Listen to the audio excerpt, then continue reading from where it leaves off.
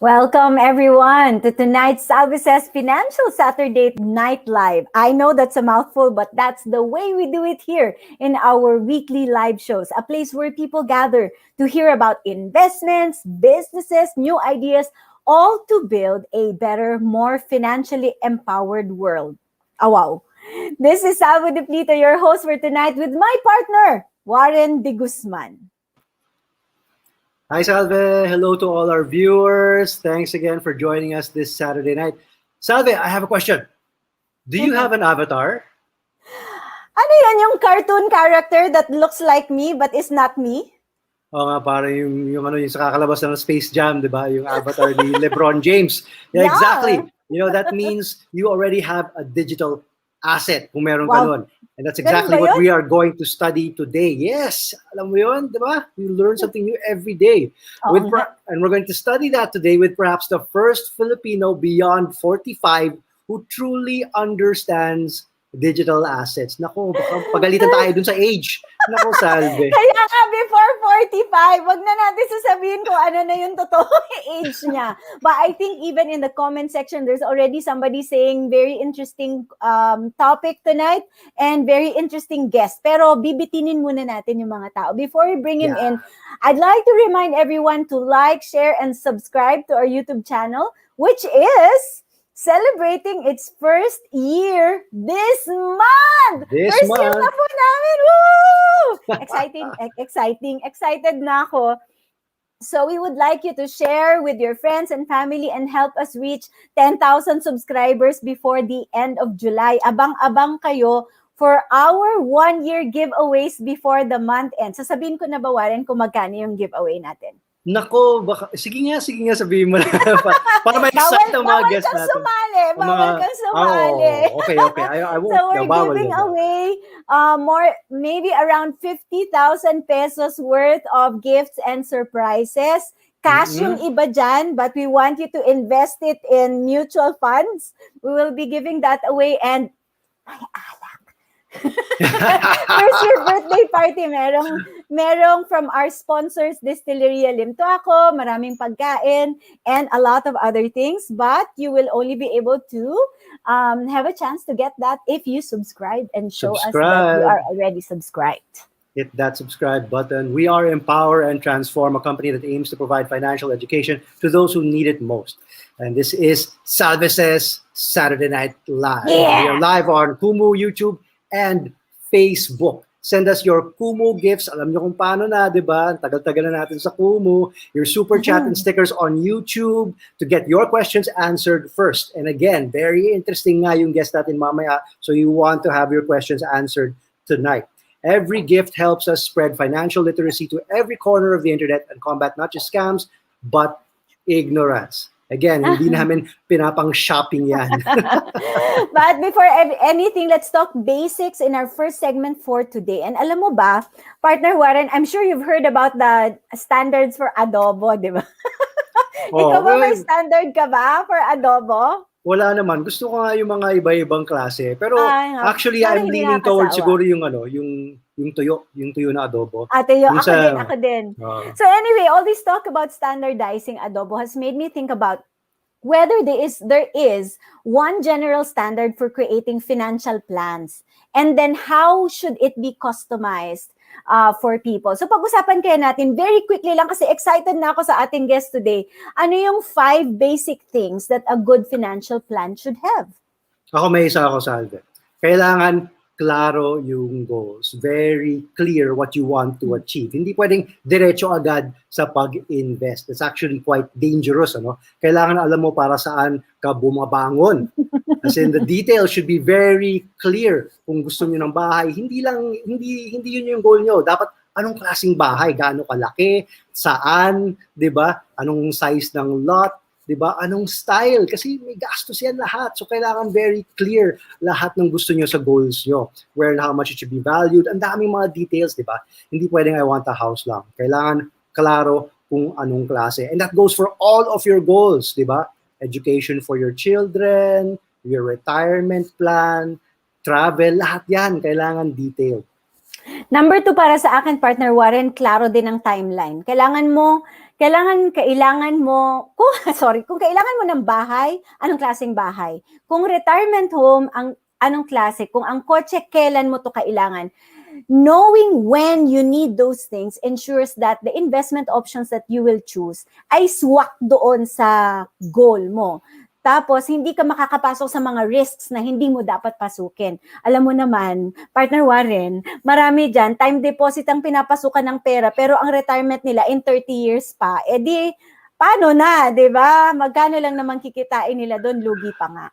Nako, ang baba-baba ng rates ngayon sa time deposit, wala kayong kikitain doon. Number 3 para sa akin, Salve, klaro din kung ano yung current situation mo. So dapat gumagawa ka ng sarili mong statement of assets and liabilities. Yung SALN na pinag-uusapan lagi ng mga sa gobyerno, gumawa ka rin ng ganun mo para alam mo kung nasan ka, di ba? Press 1 po sa baba kung gusto niyo ng spreadsheet nito to achieve this. Galing sa amin, please send your email addresses. We can help you out with that. Plug and play lang, napakadali, di ba? Isipin niyo lang, kung gumagamit kayo ng Waze or GPS, di ba? Ano yung hinihingi kagad sa inyo na information?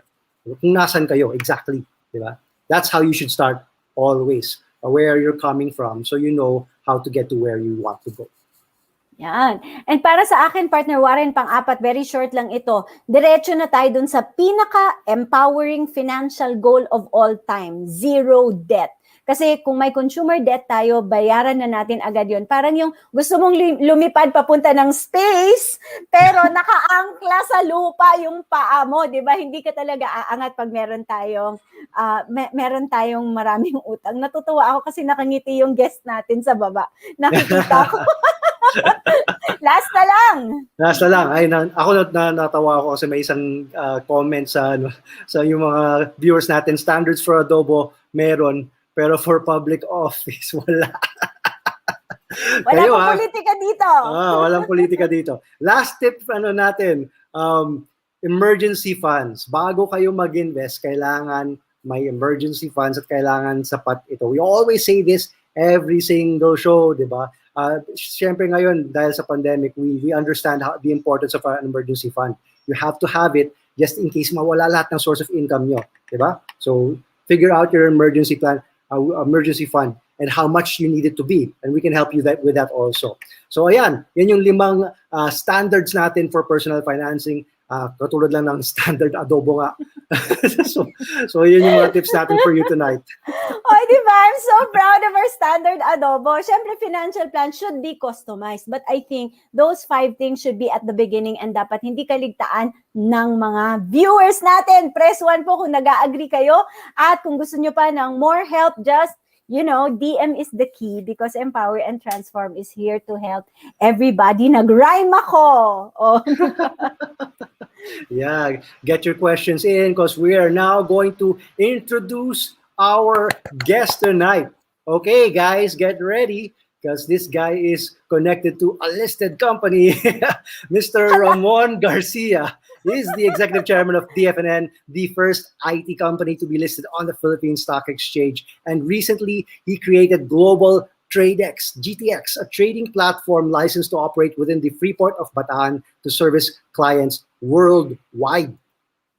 Alam mo, Warren, Ramon, if you recall, is also the youngest Board of Governor member elected in the history of the exchange at the age of, hulaan nyo sa baba. Gusto ko talaga makita, hulaan nyo kung anong edad naging Board of Governor member si Ramon.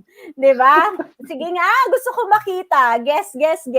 So from 1996 to 1998 and 2000 to 2001. And as a member of the listing committee, he was instrumental in the formulation of the exchange's listing rules and consulted with Philippine lawmakers in the creation of the Securities Regulation Code. Ang dami nito, Ramon. Hindi ko na babasahin. Hindi ko na babasahin yung buong profile kasi mauubos yung oras natin sa episode na to. But just please, for public disclosure, dati ko po siyang boss. Buti na lang, hindi niya na binabayaran yung sweldo ko ngayon. It's nice to see that you have surpassed all expectations. And obviously, I know Warren also, and you guys are doing a great job for financial awareness and background in the capital markets. Pero full disclosure, wala akong ginagawa that needs disclosure requirements under PSE rules. Ayan, may disclosure na kagad. Yes, pero Alam mo, that's mahirap the nang galing entry. dyan sa PSE. Dapat talagang we Baka adhere to mapalo. the rules that were set, and alam mo naman na yung puso ko ay nasa PSE pa rin. Yes. Yan. Pero Lead by Ramon, example. you started this. You started my journey on financial literacy. Kasi for most people who don't know, after I left Business World, kalimutan. After I left Business World, I had this vision of starting a portal on financial literacy. Nagfi-feedback tayo. And you were the one who made that happen, because DFNN's portal is actually the first personal finance portal in the Philippines at that time. O, di ba? Palakpakan naman tayo. Ramon, sa comment section nakalagay dito, 18 years old ka pa lang daw, governor ka na. Kaibigan ko yun, no? Kaibigan ko yun. Pero there is, for everybody listening, Ramon is live right now from Washington DC. O, di ba? At meron pong announcement si Warren. May breaking news tayo. Nako, ito, very interesting to, no? Kasi another listed company made news when they said they were linking up with this company, Starlink SpaceX, of Elon Musk. But now, Mr. Sir... We'll get into trouble. Kaibigan ko yung may-ari yan. Nako, bakit nyo ba kasi, ano?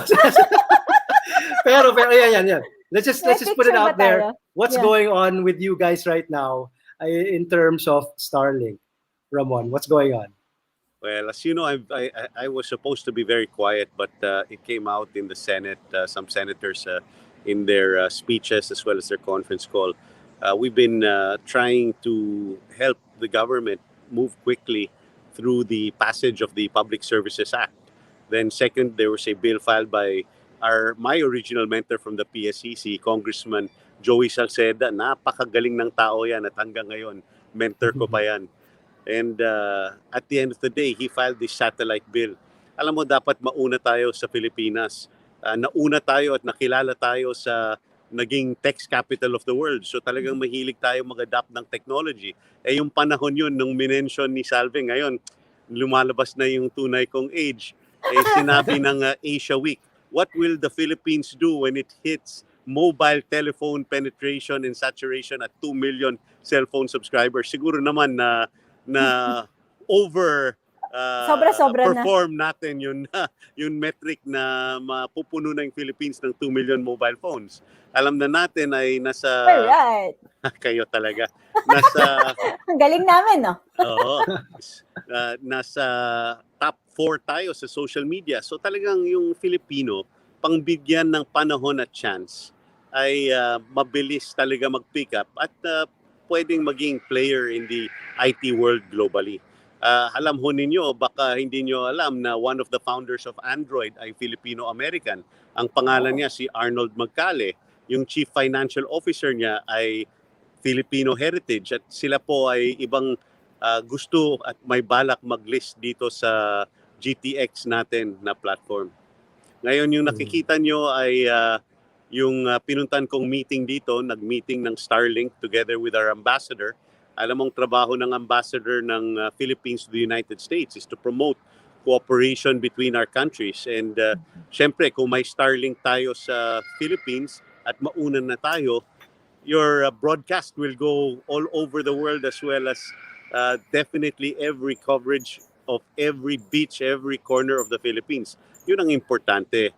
Can you imagine what type this service would bring in terms of the benefits to the country na yung farmers makakatap ng knowledge at artificial intelligence para sa mga planning ng weather, seeds and nila, yung fishermen who can keep in contact, yung overseas workers, yung government services, yan ho ang kailangan natin at dapat mauna ho tayo sa Indonesia na nagpasa na ng sariling batas para makapasok yung kumpanya ni Elon Musk sa Indonesia. Nag-aasa naman ako at magaling ang legislators natin at pinirmahan na ni President Duterte yung executive order allowing satellite services. Ngayon itong service ng SpaceX, wala rin akong sinasabi na dapat i-disclose kasi tingnan mo lang sa YouTube, makikita mo 500 megabits per second ngayon ang nakukuha nilang download at by September mako-cover na po yung buong Pilipinas. Kaya sana ho itong mga leaders natin ay talagang ipapasa na nila yung Public Services Act at bukod dun yung Senado i-consider na rin yung bill ni Congressman Salceda for satellite services. Napakaganda ho ito ngayon at ngayon lang po kung magpunta kayo sa SpaceX, pwede na kayo mag-reservation fee para sa Pilipinas. Ang galing. Magkano kaya yun? You know, at the end of the day, pumunta ako sa mga restaurant around the country. Yung mga nasa ibang bagay, yung hotels na nagsaservice sa tourist industry, which one day babalik rin yan.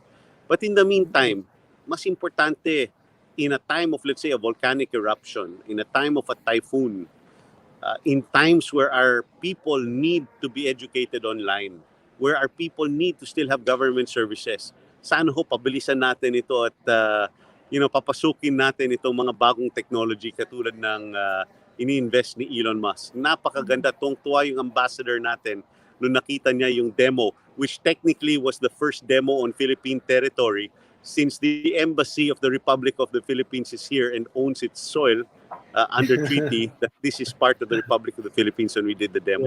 We set it up in 3 minutes, ay maganda talaga. Galing. Dadalhin mo daw ba si Elon Musk sa Pilipinas? Oo. Kayo naman, alam mo, we're doing this for love of the country and one of the early practitioners of IT. Alam mo naman, dati nagsimula tayo na wala pang computerization yung Philippine Stock Exchange, kinomputerize natin. Alam mo naman, I also got into trouble when I first launched the online trading technologies in the Philippines.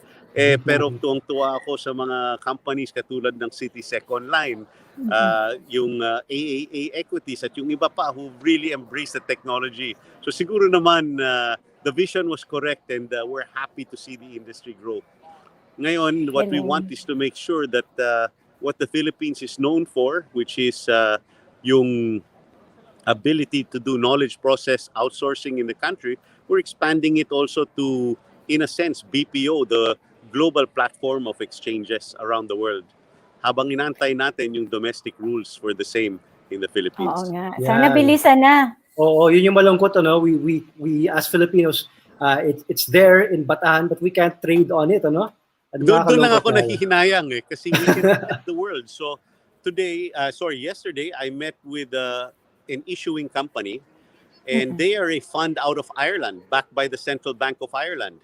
They have 20 portfolio companies which they will all bring to list on the GTX. So nakikilala ng Philippines ang Ireland, which is the Silicon Valley of Europe. Nakikilala tayo ng ibang company sa Austin, which is the second Silicon Valley. Itong si Arnold Magcali, talagang galing ng Silicon Valley. Naka-Loud Cloud siya, naka-Motorola siya.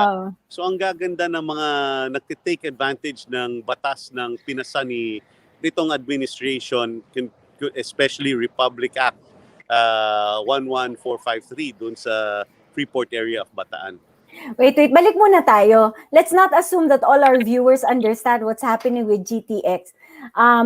So you have founded a company that operates a digital asset exchange, and this is operating off Bataan. Tama, di ba? Correct. So, but the problem is the Filipinos cannot access it. Ang pwede mo lang i-service mga investors from outside the country. Sana dumating tayo dun sa point na pati mga Pilipino pwede na when the regulatory environment is already safe for that.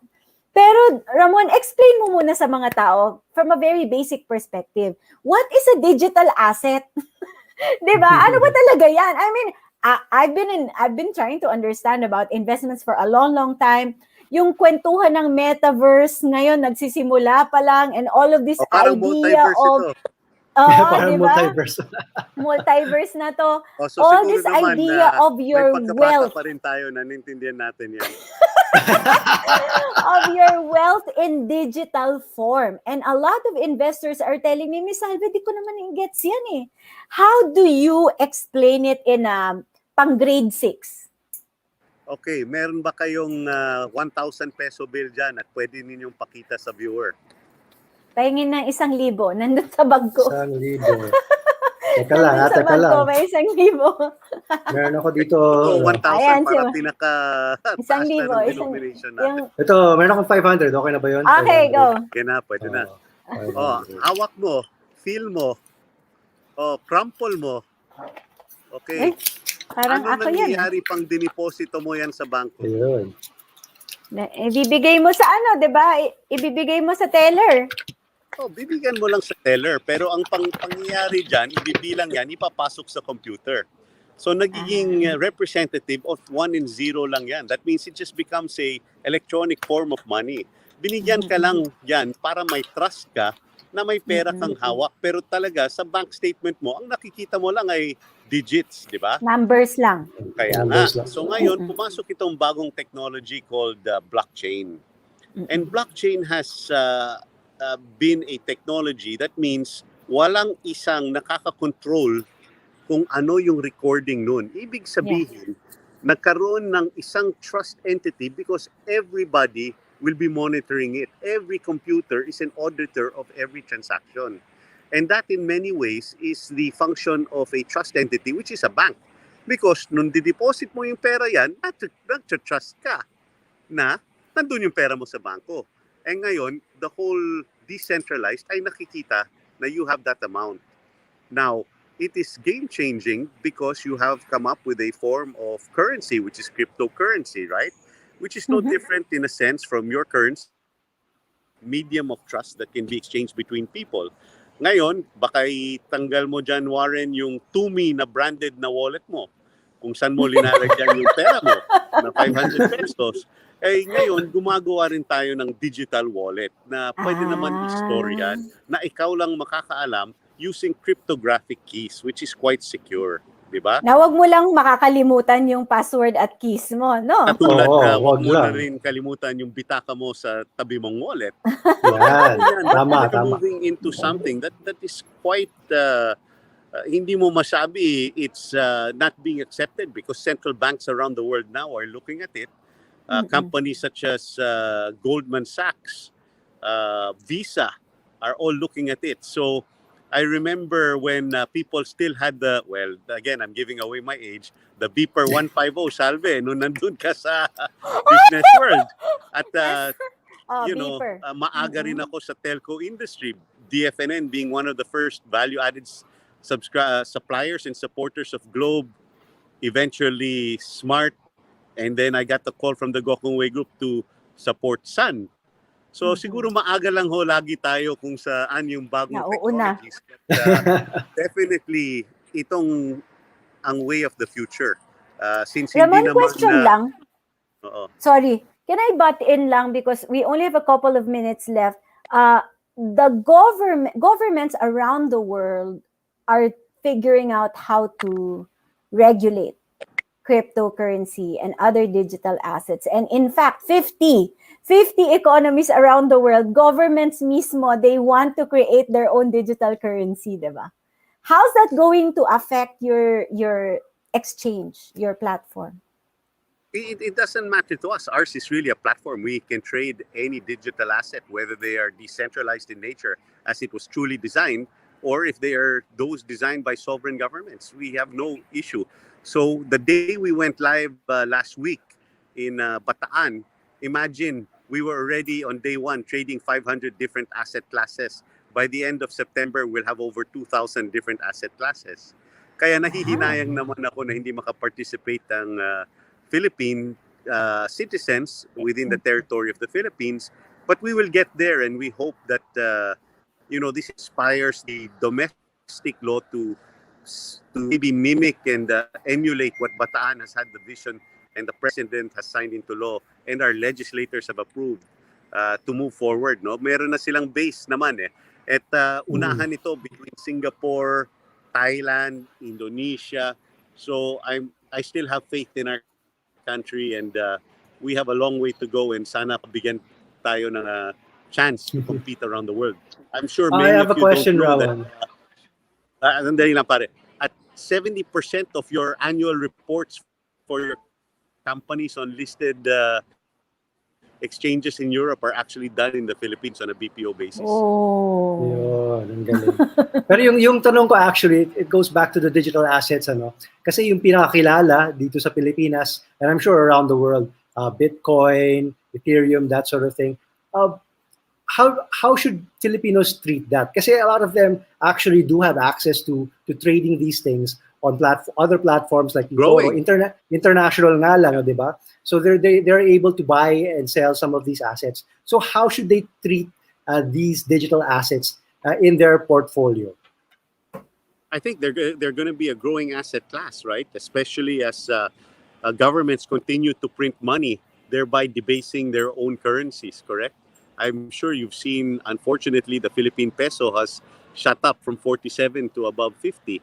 So some of these people consider it as a hedge, the same way they considered the dollar as a global reserve currency and they wanted to keep it safe. Unfortunately, the US as well now is printing their own money as well to combat the effects of the pandemic. Mm-mm. Ramon, we will ask our audience, please take advantage of this opportunity. As you know, you're asking questions from the only person in the Philippines above 45 who understands. Who understands this? Hindi naman. So talaga sa Wala inulit akong mo. sinabi. Inulit mo Inaasal pa. ko lang. Payback time. 100% Kasi to hindi ko na siya that boss. I have senior members that I interact with from the board of AFAB, and I know they might get mad at me but they are my kuyas and senior members, but they fully understand it as well. So my kudos to Okay, the okay. leaders of the province of Bataan as well as the board of the Wow, Freeport Area of talaga? Bataan. One of the most avant-garde, and in fairness, isa pang nauna dyan is yung SESA, although they're taking it from two different angles, right? So, maganda naman yan. Meron naman nakakaintindi ng mga leaders ng Philippines. Oh, sige na Sana nga. lang ma-embrace Okay. natin. Ito. Sige na. Okay. Pero May tanong tayo, kukunti may pa lang, tanong di ba? tayo. So, let me ask the audience, please, to send in your questions as soon as you can para masagot agad yung mga tanong. Yes, Warren, ano yung first question mo? Ito, nakakatawa kasi we already asked this. Elon Musk will visit the Philippines?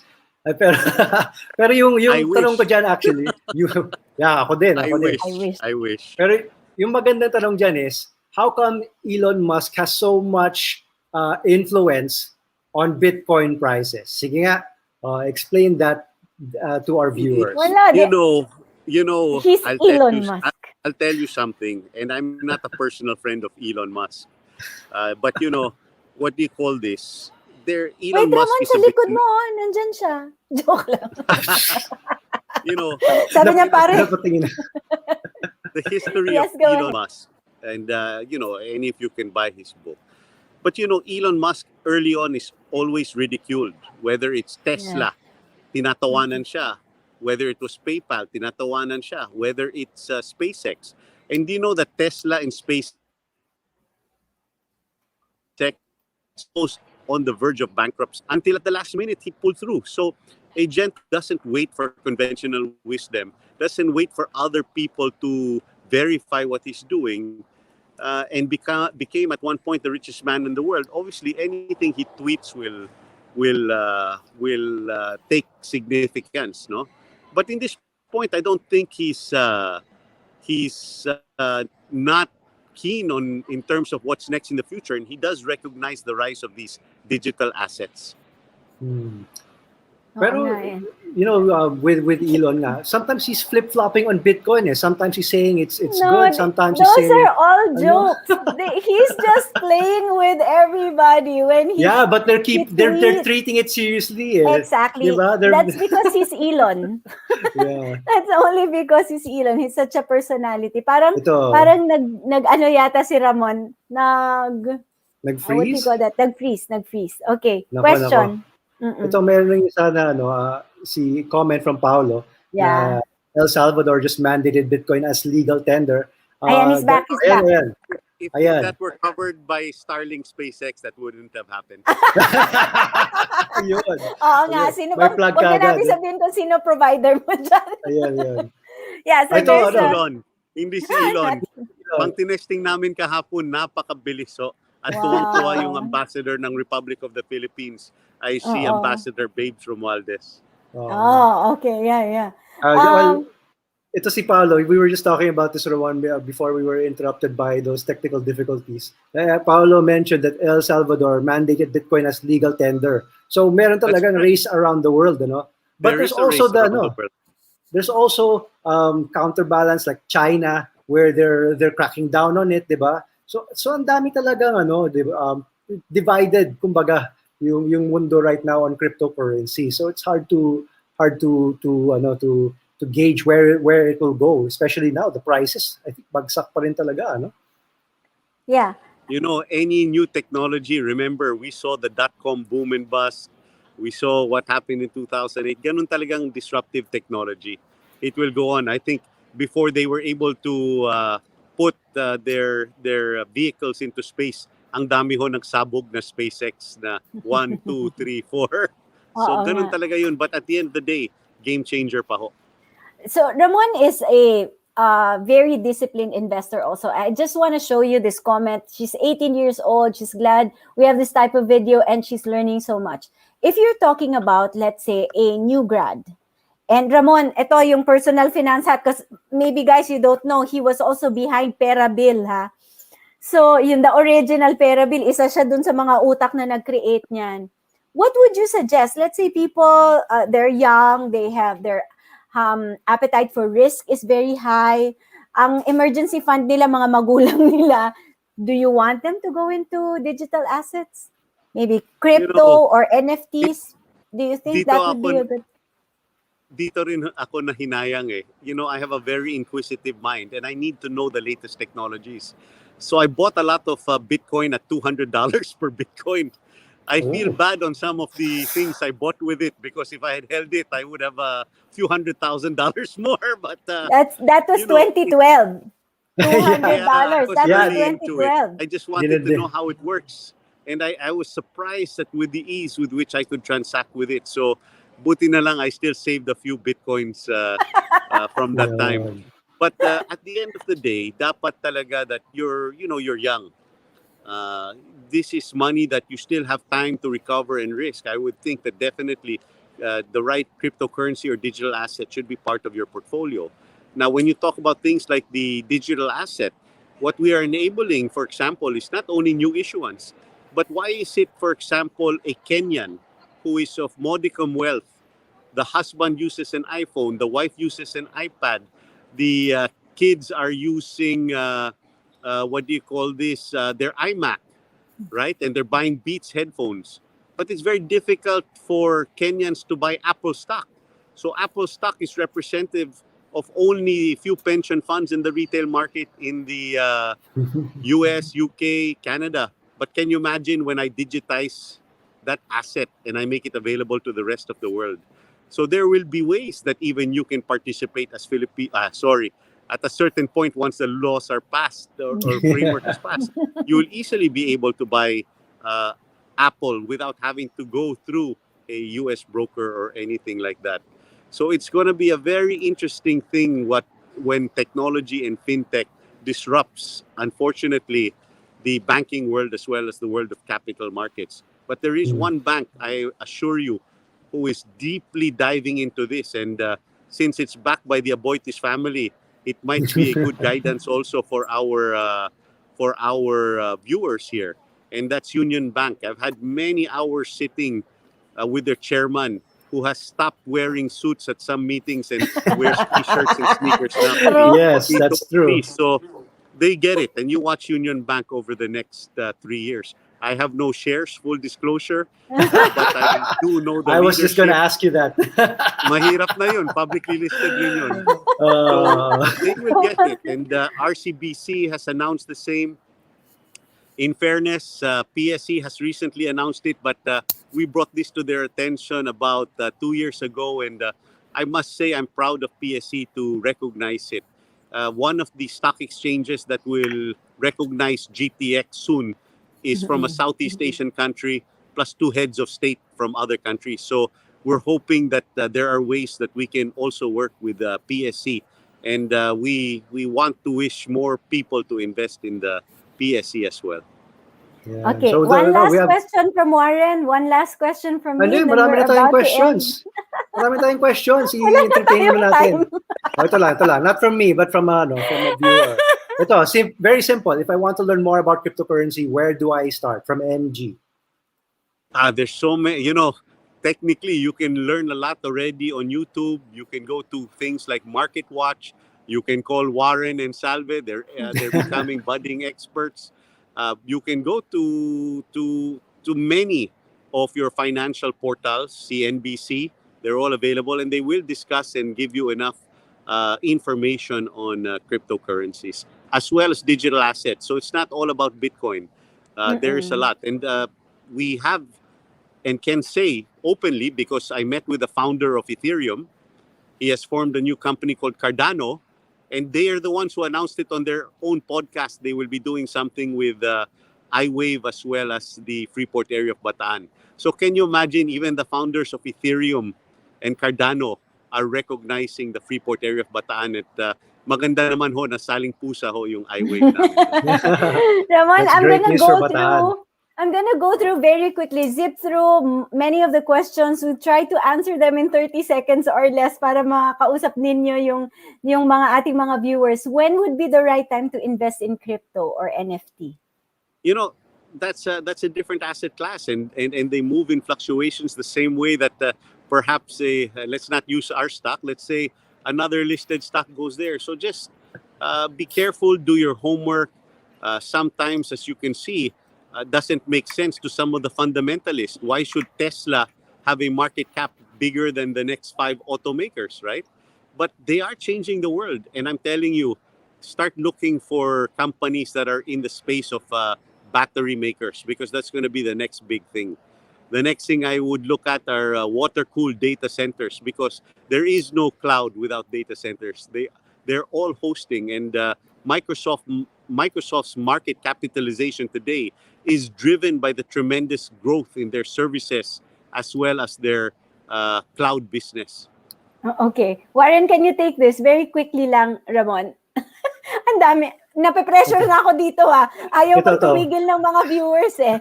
Sige, maganda, no?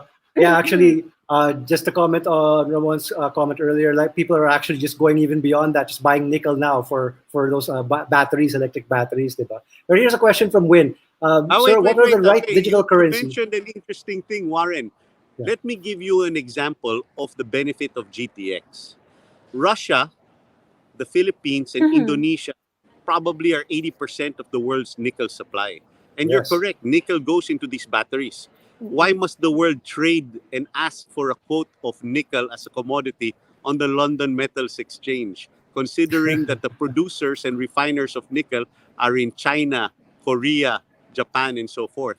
With GTX, they won't need to do that soon. Okay, good segue, good segue. How do you compare with PDAX?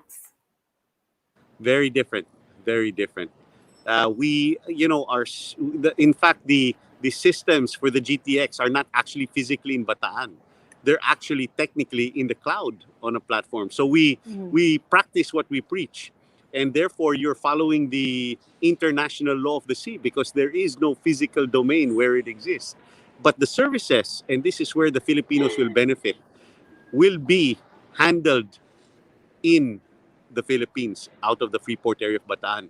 And I am making a call not only to Filipinos who want to join us, because we are also really following our principle of open source. We're calling people around the globe, Russian scientists, Estonian scientists, computer programs from Silicon Valley, from Ireland and so forth. Please join us in GTX. We will accept you, because what we want to build is a global platform based on the hospitality, the resources, and the enabling law as a sovereign nation to protect your investments in this space, which is unique right now in this instance in the world. So kudos to the Philippine government, the Republic, and its leaders. Okay, final question. Final question before our final. What do you guys think about the play-to-earn model among games that utilize NFTs? And there's also, of course, dinerecho na ni Aris Baloran, Axie.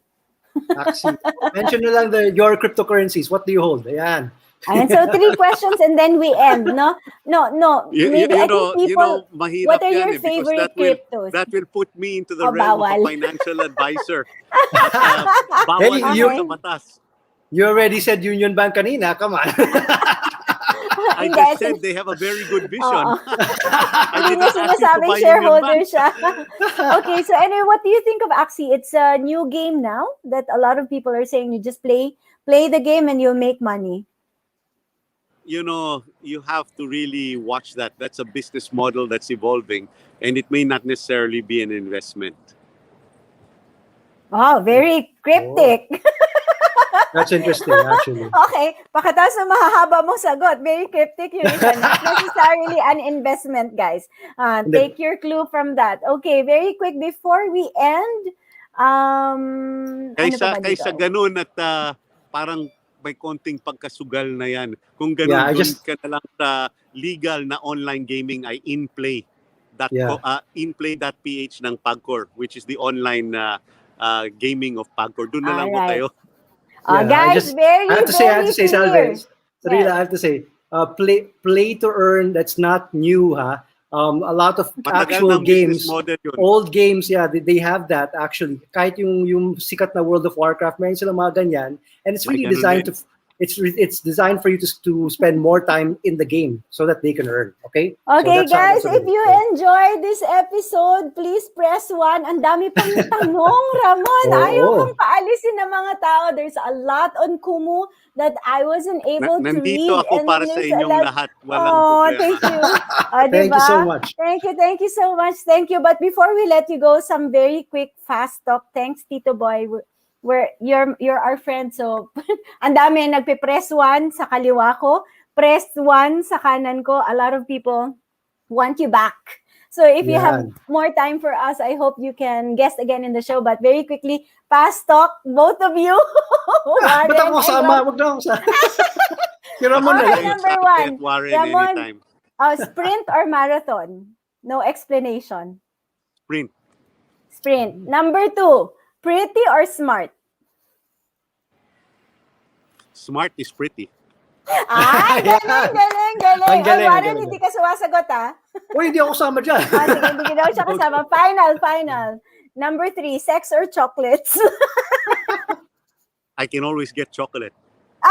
Yeah. All right, thank you so much. Maraming salamat. One quick power line from you, Ramon, and then Warren. Okay, don't wait for conventional wisdom. Just do your research if you think you're correct. Be bold. Go ahead and do what you believe in if you think it's right.